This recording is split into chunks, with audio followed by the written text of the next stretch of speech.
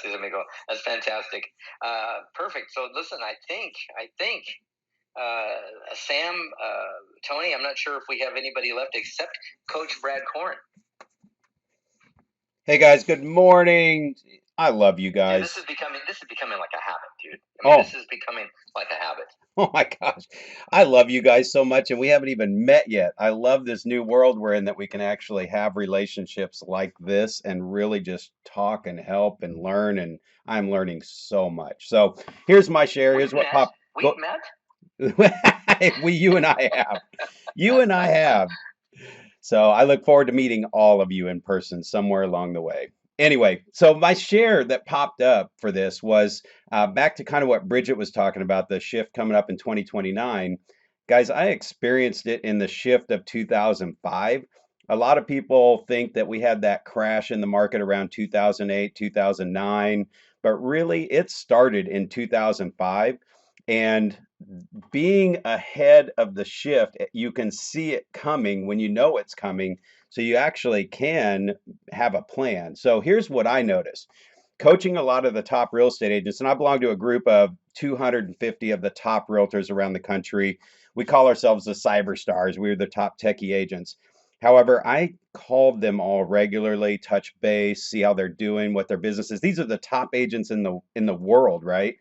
And I'll tell you what happened from that 2005 to 2008.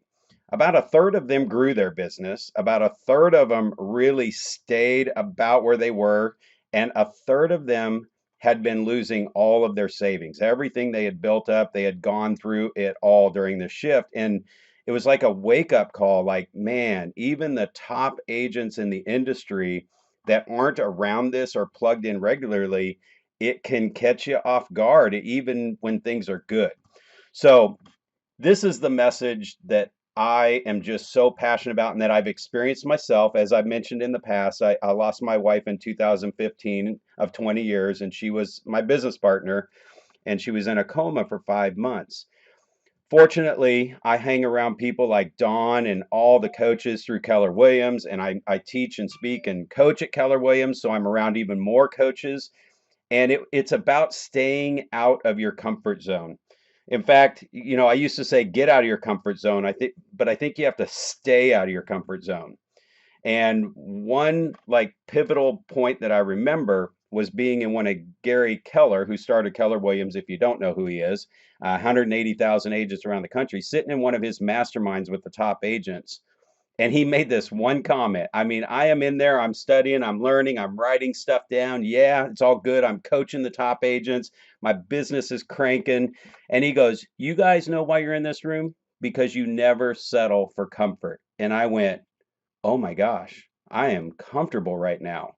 Like it was comfort at a high level, but it wasn't out of my comfort zone, ahead of my comfort zone. So here's what I learned about being cautious about staying in your comfort zone is that when bad things happen or a shift happens, if you're above your comfort zone, it will suck you down to your comfort zone.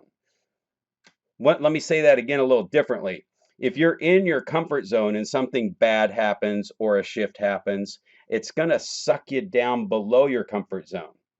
Now, everything like, how am I paying my house bills? How am I going to do this? What are we going to do? I don't know what's going to happen next month.